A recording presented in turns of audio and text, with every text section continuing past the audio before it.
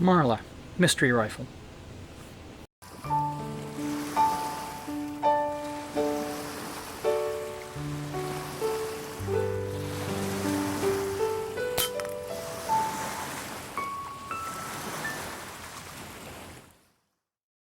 Here's a fun project that I thought I'd finally get around to tackling.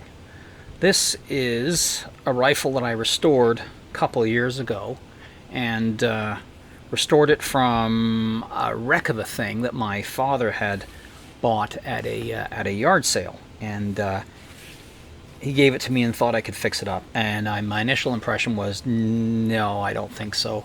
It looked like a complete disaster to me. It was actually held together with string. There were screws missing, a rivet missing. It didn't look like it was salvageable.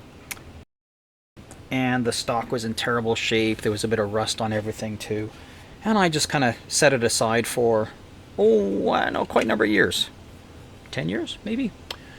Anyway, after I started kind of getting curious about old air rifles, and I fixed up a couple, and I dragged this one out and thought, well, what could I do with it? So the missing rivet I ended up replacing. The missing screws, well, I had to use hex head socket screws to put in there. I refinished the stock, and I, was able to get this thing working pretty well. The curious thing about this gun, to me anyway, is it resembles very much my very first air rifle, which I think I mentioned in my very first video. I had a Czechoslovakian air rifle as a kid, and parted with that long ago. This thing looks identical to it in a lot of ways, except that I swear it is a half size smaller. I'm pretty sure the gun that I had, although, memory can be a funny thing, but I'm pretty sure the gun I had was a bit bigger and beefier than this. Anyway, a friend of mine ended up with a gun that looked really similar and familiar, and similar sort of repairs done to it. And his, however, was marked Marla, made in Hungary. This one just has a serial number on it. But we realized the two guns are absolutely identical in every way. So this is a Hungarian-made gun, not Czechoslovakian or Czech Republic, which would be nowadays. So it's like, oh, okay, all right. Hungarian, all right, fine. So, and the more I kind of look at this gun after I've fixed it all up and played around with it, shot it a little bit, my problems are this. I love the size of it. I love everything about it. It is, quite petite compared to a lot of other things. It seems like a lot of fun, a cute little air gun. But my gosh, it is really crude when it comes to cocking it and firing it. It makes a very loud, crunchy sound when you try to cock it. I don't know if I can put up more of the microphone here. Very crunchy and grindy. And firing it, you'd get a definite buzz out of it. That something with a bit more refined manufacture and smoothing of parts and things like that. If it was a better gun, it would probably do better. But this is obviously made to be quite cheaply sold, and a little bit of crunching and grinding there, we're just going to have to live with it. But do I have to live with it? That's an interesting question. When I get into it, I'll show you what's inside here. The spring inside has not been properly dressed. The ends of it just kind of stick out a bit, and it does, I think, cause it to crunch and wind as you compress it.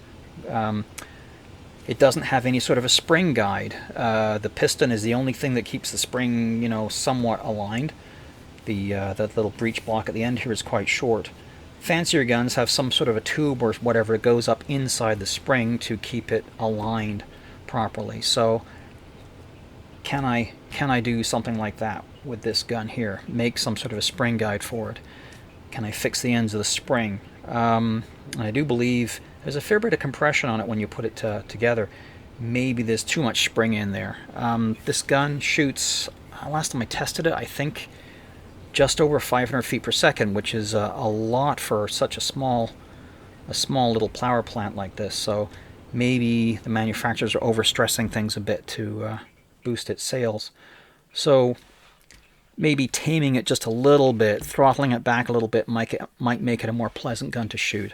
I don't need it to be powerful. I have more powerful air rifles. What I need this to be is fun, and at the moment it really isn't all that fun to shoot. So my plan is to see if I can actually fix that. So let's go on this adventure together.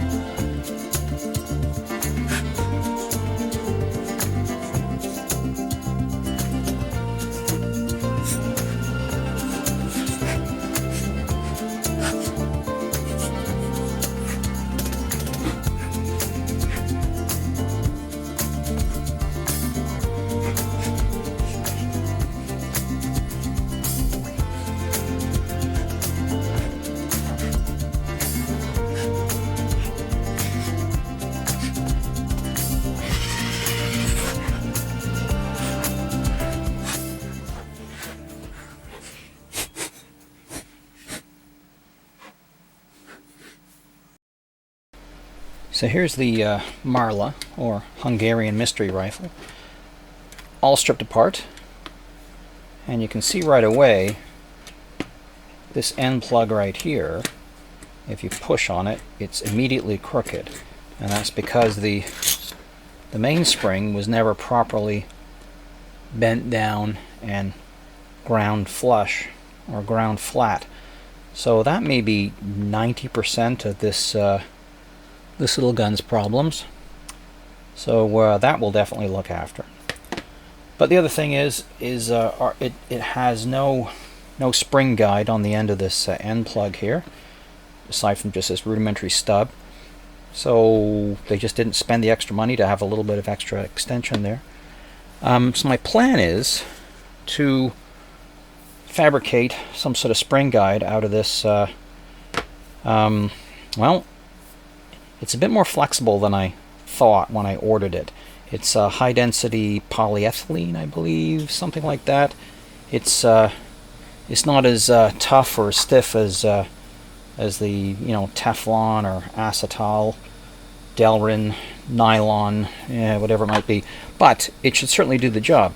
The trick is I just have to be able to attach it to this, which means obviously there's no crazy glue in the world that's going to fix that. So I'll have to drill down into this a little bit, tap it, and install some sort of a thread on there, and then drill and tap the end here and thread the two together.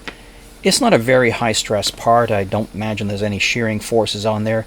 It's just going to be there to hold it in place so it doesn't go flying up and down the tube. So that should hopefully do it. This gun has a very simple basic trigger mechanism. Just a straight direct sear. It operates on the outside of the piston, catches on this little surface right there, and and when you pull a trigger, it allows it to go forwards again. Really simple stuff, and some fairly crude little welds here. Of course, they were never meant to be seen underneath the stock, but all said, I rather like this little gun. The spring, as you saw when I pulled it out, there's a lot of what you call preload, as in you have to squash that much spring into the gun just to be able to put the pin in. A little bit of preload is desirable. That may be too much, so I may lop a couple of turns off this off the spring before I before I clean up its ends, and that may indeed, yeah, again, I don't need it to be super powerful. It is almost too powerful. It exceeds 500 feet per second, and it's a fairly petite little gun, so a lot of things are pushed to the limit, I think. The other thing I would like to do probably is use another piece of this and make what they call a top hat piece to go up inside the piston, and just to maybe dampen the vibrations at the other end of the piston. So, and that should probably do it. Fix the spring, make a guide, make a top hat, and put it all back together again and see if it shoots any better. It's a very subjective thing, obviously. I won't be able to measure it much aside from just report on the chronograph readings when I get it done. But it's, you know, I'll know if it's improved at all. Hopefully it will. Be nice to put a bit of effort into this and actually see it pay off. Anyway, follow along and we'll get all the parts made.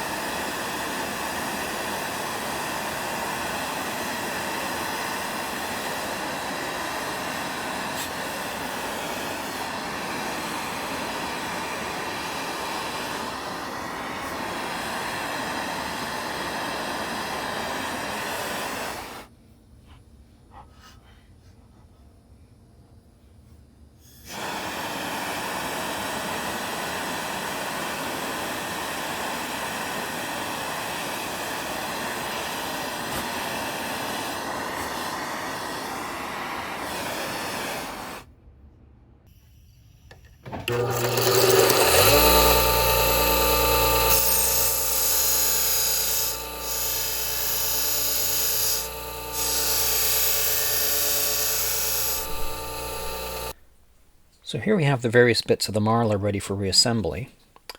This, of course, is the piston, which has just a very simple sear on it. I may have mentioned before, the trigger just catches on this edge here, and you pull and it lets it go forward. Pretty simple stuff, nothing fancy in here at all. Here's the spring, shortened a bit now. I took this much off it. The big improvement, of course, is that previously, this is the end that came with the gun right there. You can see that that is nowhere near a half decent square edge on there. Now that I've heated it up, bent it, and ground it down on the bench sander, we now have right angles at both ends of the spring. So that should certainly help prevent the spring from wanting to bend and twist as it's compressed. I'm not sure what the high density polyethylene is now mounted on the end of the spring piston plug, and I was going to put the spring just straight on there like that. You notice I've rounded the edges off a little bit. Found a washer, nylon washer, in a air rifle tuning kit, so I didn't have to make one. So that'll fit on there nicely just to dampen things a bit. At the other end, I made this top hat. This is a high durometer tough plastic. Can't remember the name of this stuff, but that's going to go on the end in there. So I've now got a bit of guidance on both sides, help smooth things out, hopefully. The other step is to apply some serious grease on the spring. This is what they call red tacky grease. It's effectively tractor grease,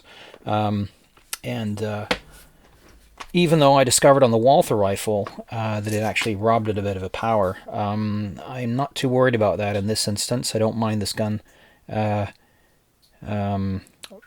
losing a little bit of its velocity. It was topping over 500 feet per second the first time that I tested it, so I found that a bit much for such a small gun. So if I dampen it down and make it behave itself, that'll be great. I'll add a bit more molybdenum grease on the other moving parts, and some silicone oil on the piston seal, which is still holding it pretty well. I think this is the original one in the gun, but it feels fairly gummy, but it hasn't come apart. And so we'll stick it all back together again, and we'll back to hopefully enjoying a much more tame Marla. Now, I keep calling this gun a Marla, and this is the one from my friend, the first one that I fixed up, and it is in every way an identical gun to the one we're working on now. And this one is marked Marla right here with the serial number. It isn't marked made in Hungary, and but I have on good authority that Marla is a trademark of a Hungarian-made rifle, likely made by FEG, which is pretty much the only arms manufacturer in Hungary, especially these days. So yeah, Hungarian gun. And I have also seen very much identical gun. Doesn't say Marla, but did say made in Hungary on it. So I guess on the Canadian market, they, depending on where and when you bought it, depends on how it had been marked. But as you can see on this one, I did the exact same thing. Put in socket head screws in here because these were missing, or at least one of them was missing. So I put two matching ones in there. That's just because I couldn't find appropriate 5mm cheese head bolts to go in there. So I even on this gun, the bluing was completely stripped off this one on the barrel. So eventually I polished it and cold blued it for my friend, and it still looks pretty decent. So surprised, it's one of the better cold bluing applications I've actually managed to do. So anyway, put this one aside. The plan, I think, is that if this works really well, then I may do the exact same thing for this one, and see what we come up with. But in the meantime, let's see if we can get this thing back together again and working as smoothly as I hope it will. Okay, so here's our Marla all back together again with the improved pieces inside. Let's do a vital stats on it, just to show you how big this gun isn't. It weighs 2.19 kilos. which is, let's see, 4 pounds, 13 ounces. It's a fairly light gun. And overall length here, tape measure out. From stem to stern, we're looking at 93 centimeters, which is 3 feet 1 inches, so 30, oh no, actually almost 37 inches, 36 and a half.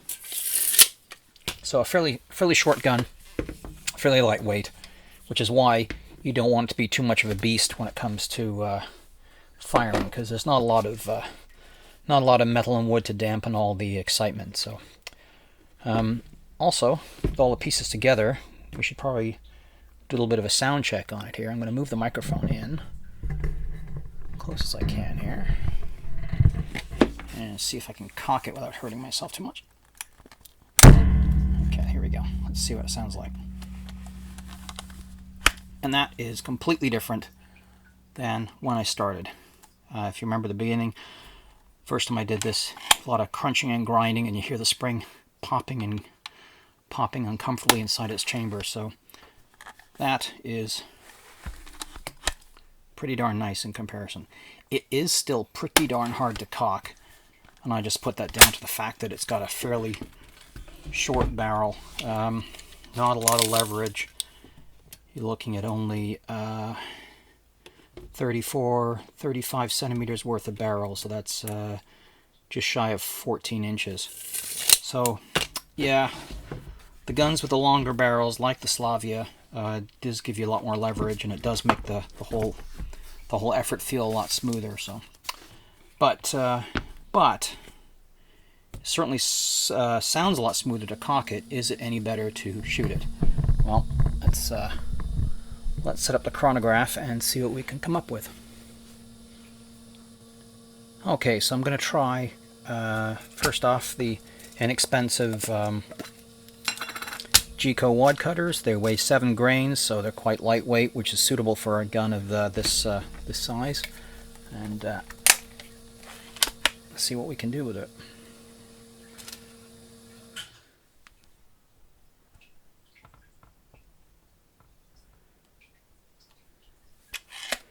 That chamber is quite loose on this gun. The pellets drop in quite a ways, which is not really an encouraging sign. 576.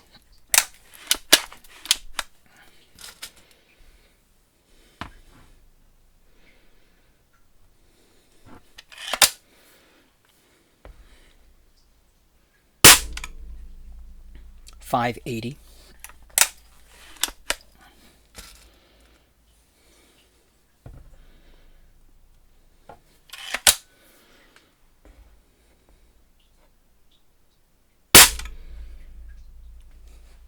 $581.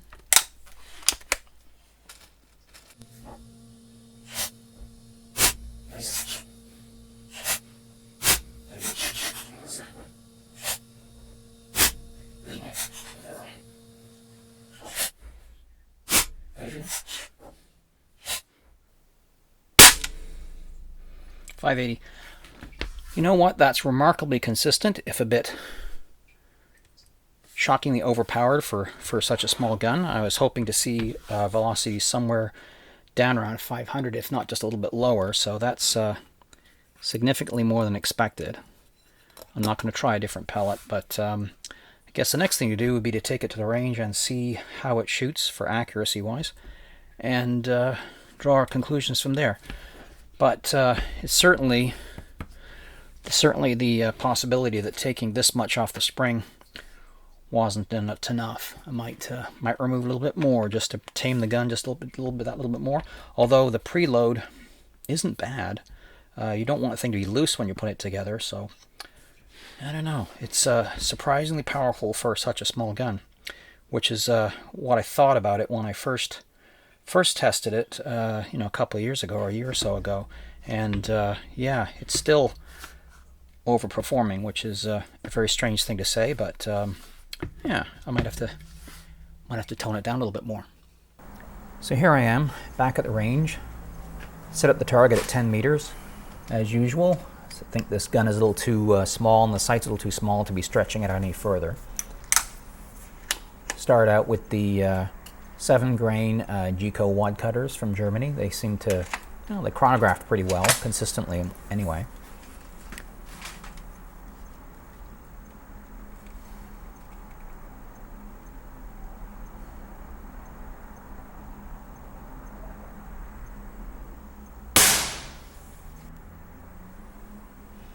And the first shot I hit the crossbar. So spread out a little bit more than I would like, but then again, I'm just kind of getting settled. I'm pretty sure I shot at the wrong target here, so I'm not going to count that. So I fired one extra shot. Kind of realized what I did.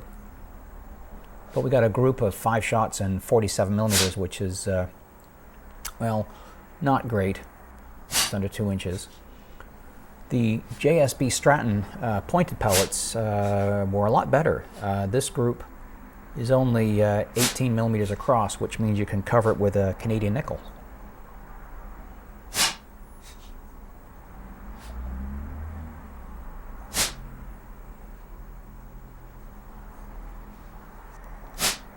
Then I tried the RWS Superdome. It's a fresh tin. Hadn't tried these in quite a while, I don't think. I've got them in 22, but just got some in 177. Not terribly bad. A little bit bigger group than I got with the JSBs, but then again, you kind of have to shoot, 4, 5, 6 groups to really know for sure how consistent you are or aren't. I did try the Crossman Dome pellets, the Brazilian-made ones. Not a terrible group here at 33 millimeters, but yeah, they don't seem to suit the gun quite as well. But it just goes to show, you have to try a lot of different pellets to find one that your gun suits really well. And I've got a lot more I could try with this one. I don't think I'm quite done with this Hungarian Marla just yet. It is a little too overpowered for its small stature. I think if you would hand it to a younger shooter, they'd have a heck of a time cocking it. So probably need to find a lighter gauge spring. So I'll have to see what's available out there if I do decide to tackle it again. But I certainly proved that, but with a bit more care and attention to how the spring is dressed at the ends, make it more right angles to the bore, a bit of a spring guide in there. The gun is a lot smoother and a lot less buzzy to cock and to shoot. So I think that certainly proves that with a little more care and attention, if the factory could have afforded it, they would have done it. But obviously this gun was meant to be sold cheaply. But you can upgrade these things. It can be done.